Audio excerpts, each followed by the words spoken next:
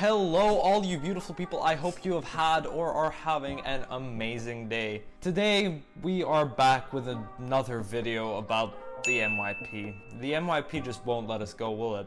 As you guys may or may not know, my name is Salem, I'm 16 years old and I've just finished the MYP and I'm about to make the wonderful but probably very painful journey to the IB. But before I leave the MYP in my past, I'd like to give you guys some tips and tricks on how to pass each of the different aspects and how to do your best, because I know you guys are awesome, you have so much potential and you will be able to smash the MYP course. Today's topic is probably one of my least favorite aspects of the MYP, and that is Eportfolios.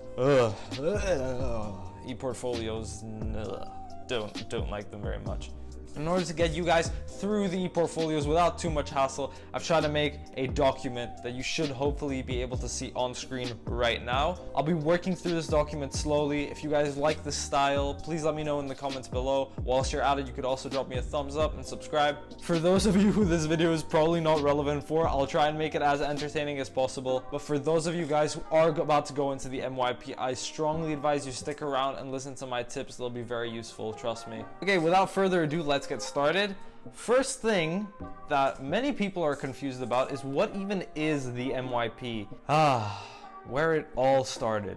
The IB. The International Baccalaureate, the granddaddy of education as I like to call it. The IB is an international educational organization that is very, very well known around the world. Many international schools around the world adopt its systems and use them to guide students and teach them. Now today's topic of discussion is what's just under the IB, which is the MYP. Now the MYP, first and foremost, is a system of education that is just under the IB. It is directly owned by the IB. It is their own personalized system that leads into the diploma program, which I will talk a little bit about later. Now just under the MYP, you have the PYP, which stands for the primary years program. That's from years 1 to year 6, and that leads into the middle years program. Now, as I just said, the IB is a Swiss international organization that is composed of 3 main systems, those being the PYP, the MYP, and the IB, the diploma program. For you British folks out there, I've tried to make a comparison between the British system of education and IB's very own system of education. In the British system, you have the GCSEs and the IGCSEs, which are very, very similar to the MYP. Same age group, same everything, just a different style of teaching. Then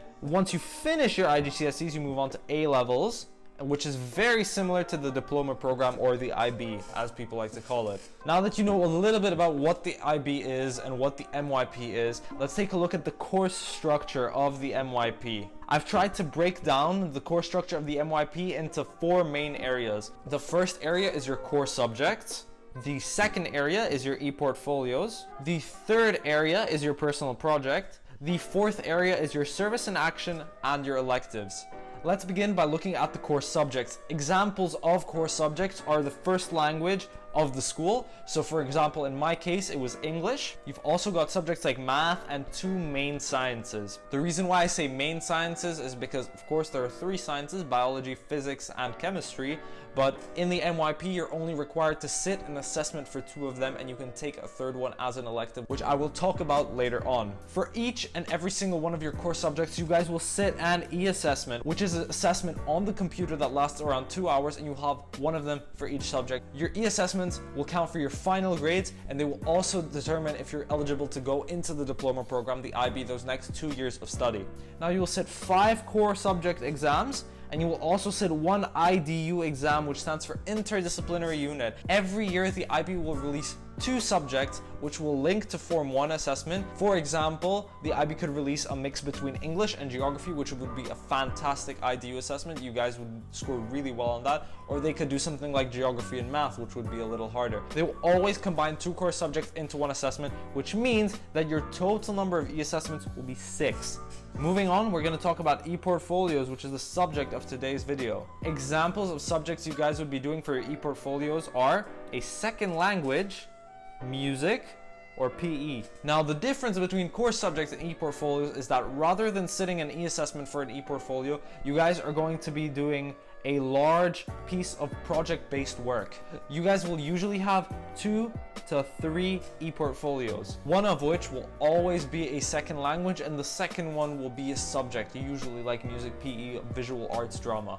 The next aspect of the MYP is the personal project, which is a 2-year-long project that students complete about a passion of theirs that also helps the wider community. What you guys will be producing for a personal project is a 3,500 word report alongside a product. That product can either be physical or digital. The personal project aims to bring out the identities of students. It's also very, very annoying and takes a lot of time, and students absolutely despise it. But anyways, moving on, service and action and your elective. Now these are 2 different things, but for the sake of clarity and organization, I wanted to put them into one. Service and action is essentially community-based work. So each term you guys will be doing a project that involves some sort of community-based work. This can be either working in a local garden, working in a local animal shelter, something that helps the wider community.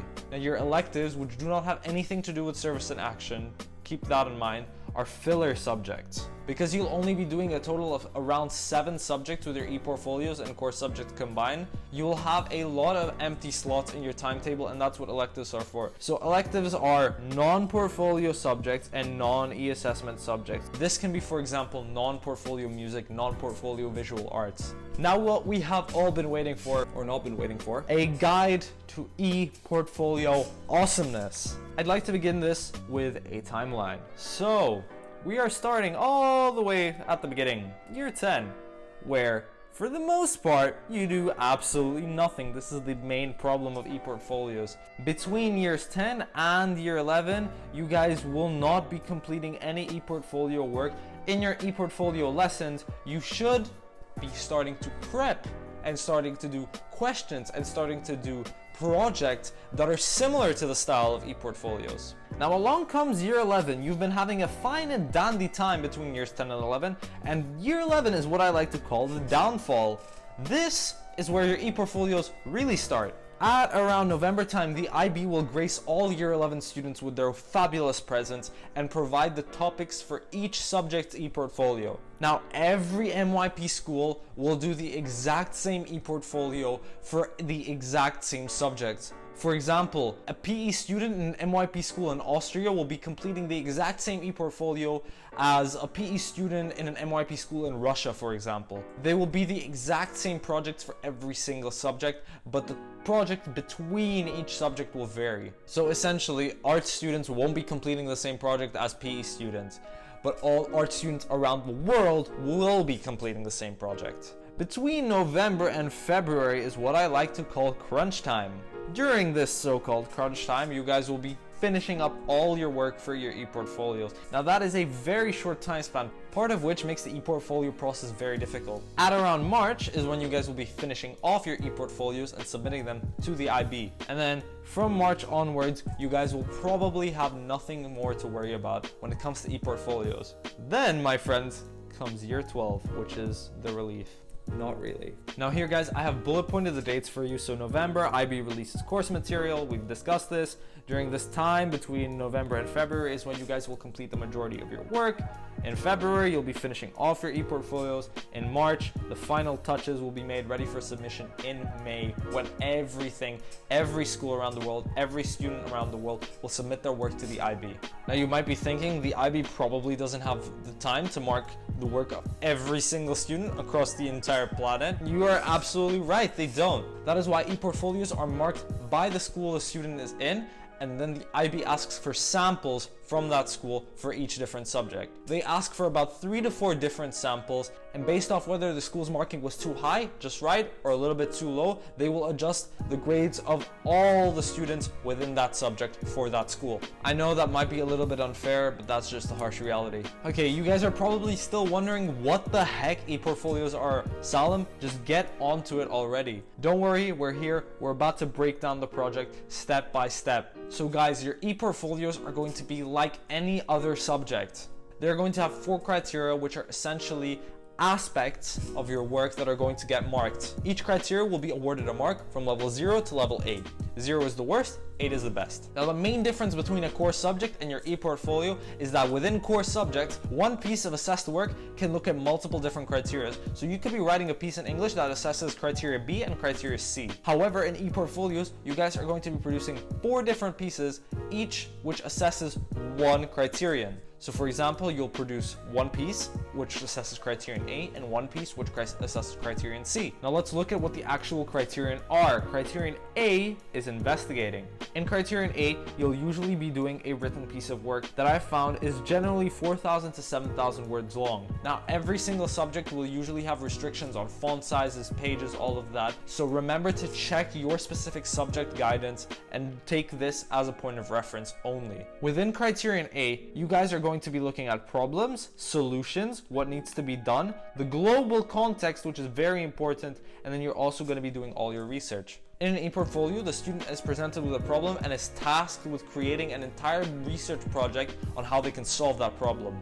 This is where criteria A comes in, where you find the problem, find the solution, do all your research, and this is where the bulk of the written work is done. Now let's move on to criteria B, which is planning. In criteria B, you will usually have some sort of action plan where you will map out what you're going to be doing and how you're going to solve the problem. You're also going to be justifying the plan, so saying why your plan is good and why it is effective, why it will solve your problem. You're also going to be discussing the relevance to the issue. Why is your plan relevant to solving the problem that you have diagnosed in criterion A? You will usually be completing the criteria B part at around December to January, and it is usually 3,000 to 6,000 words long. Again, take that as a point of reference. Every subject is different. Use the guidance the IB have provided for your specific subject. I also completely forgot to mention that criterion A will be done at around November time. Now moving on, we have criteria C, which I like to call the action phase. The reason why I like to call this the action phase is because you will be carrying out the plan that you have created previously. And once again, this is the action phase, so you will be creating a form of solution. This is usually not text-based, this is usually a product. So in visual arts, you will be producing a piece. In PE, you'll be producing a video. In drama, you guys will be producing a script and actually acting it out. Now, criterion C is usually completed between January and February. Once again, there is no word count on it. You guys need to look at your guidance and ask your teachers what you need to be doing for criterion C. Now, the final criterion, which is criterion D, is the reflection piece for your entire process. In the reflection piece, you guys will be looking at what went well, even better if.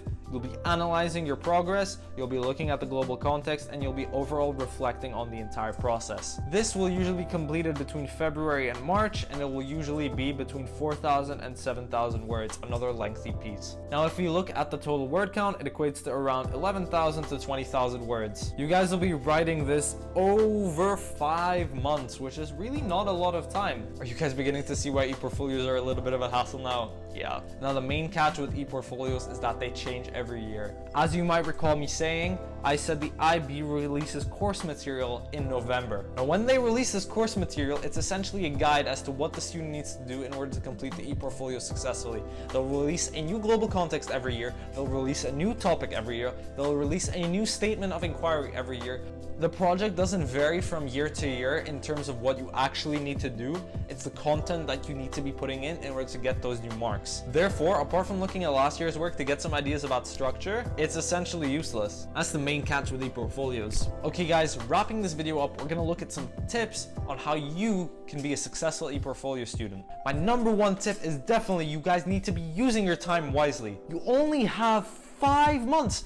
5 months is nothing to be writing 20,000 words. That will fly by. Plus, you guys are gonna have to focus on all your other work. You're gonna have assessments, you're gonna have projects, you're gonna have all sorts of things in other subjects that you need to be focusing on alongside doing these nasty portfolios. You guys need to be doing something every single day and not procrastinating, because trust me, it will come to bite you back in the ass. My second tip for you guys is to use the bloody marking scheme. It's there for a reason. The mark scheme is your number one tool in getting those high levels, those level 7s and those level 8s. Although it's going to be super difficult, if you use the marking scheme and follow the complete guide, you will be able to achieve those high levels. The marking scheme tells you exactly what you need to do, exactly what type of content you need to be putting into your work in order to be successful. The IB is literally telling you what you need to do to get those high levels. So why aren't you following it? Get your ass up, search for the IB guide, ask your teachers for it, you guys should be able to have access to it and go based off that, complete your work using that as a guide. It'll have tons of websites, tons of resources that the IB has selected